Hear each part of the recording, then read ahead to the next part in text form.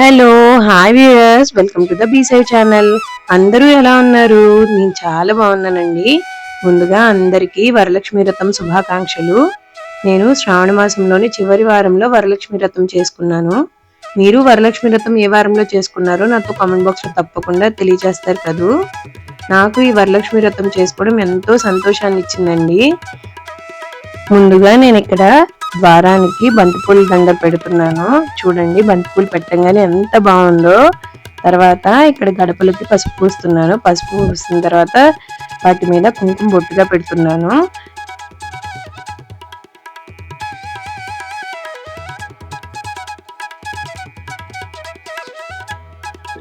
ఇలా పూజలకి, వ్రతాలకి, నోములకి మనం ఖచ్చితంగా కాళ్ళకు పసుపు పూసుకుంటాం కదండి.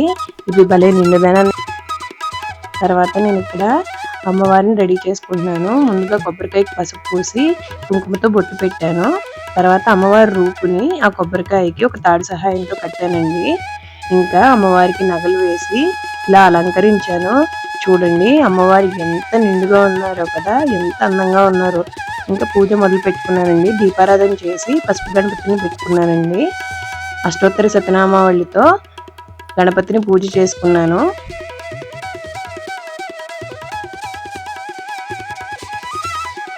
తర్వాత గౌరీదేవిని కూడా ఆవాహన చేసుకున్నాను. షోడశోపచార పూజ చేశాను. తర్వాత అష్టోత్తర శతనామావళితో కుంకుమతో అమ్మవారికి పూజ చేసుకున్నానండి.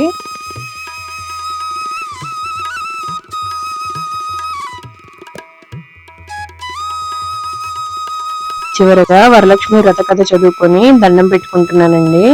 ఇంకా అమ్మవారికి నైవేద్యాలు ప్రిపేర్ చేసుకుంటున్నాను. ముందుగా చింతపండుతో పులిహోర కలుపుతున్నానండి. మీలో ఎంతమందికి చింతపండు పులిహోర ఇష్టమో కామెంట్ బాక్స్ లో చెప్తారు కదా. తర్వాత అన్నం పర్వాదం కలిపాను. నేతిలో వేయించిన జీడిపప్పు, కిస్మిస్ అన్నం పర్వాదంలో వేసానండి. ఇంకా దద్దోజనం చేశాను. ఈ నైవేద్యాలన్నీ అమ్మవారికి సమర్పించిన తర్వాత హారతి ఇచ్చాను. హారతి కళ్ళకద్దుకునే లోపల వాయనాలకు తీసిన ముత్తైదువులు వచ్చారు. వాళ్ళకి వాయనాలు ఇచ్చాను. తర్వాత అష్టలక్ష్ముల్లాగా ముత్తైదువులు అందరూ వచ్చారు. వాళ్ళందరికీ వాయనాలు ఇవ్వడం నాకు ఎంతో సంతోషంగా అనిపించిందండి. చాలా నిండుగా అనిపించింది. ఇలా పసుపు పూసి, బొట్టు పెట్టి, గంధం పెట్టి వాయనం ఇస్తుంటే నిజంగా అమ్మవారే వచ్చి వాయనం తీసుకుంటున్నట్టు అనిపించింది నాకు.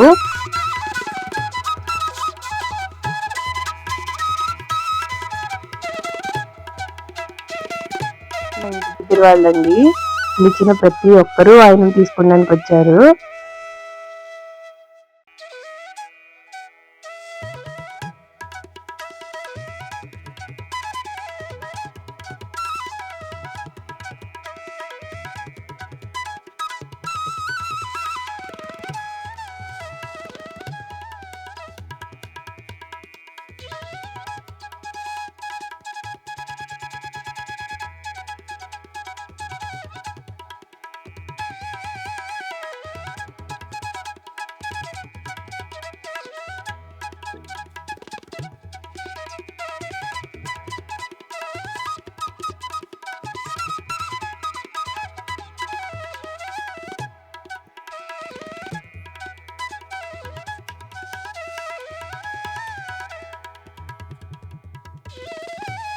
ఇస్తున్నమ్మ వాయనం, పుచ్చుకుంటున్నమ్మ వాయనం అని అంటారు.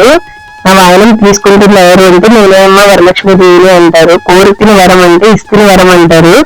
ఆ మాట విధంగానే మనకు నిజంగానే ఆ కోరిక అప్పుడే నెరవేరిపోయింది అన్నంత సంతోషాన్ని ఇస్తుందండి. నాకు ఎప్పుడు అలాగే అనిపిస్తుంది వాయనం ఇచ్చేటప్పుడు. ఇలా జరిగిందండి నా వరలక్ష్మి వ్రత పూజ. మీకు ఎలా అనిపించిందో నాకు కామెంట్ బాక్స్ లో తెలియచేయండి. Video please like, share and subscribe.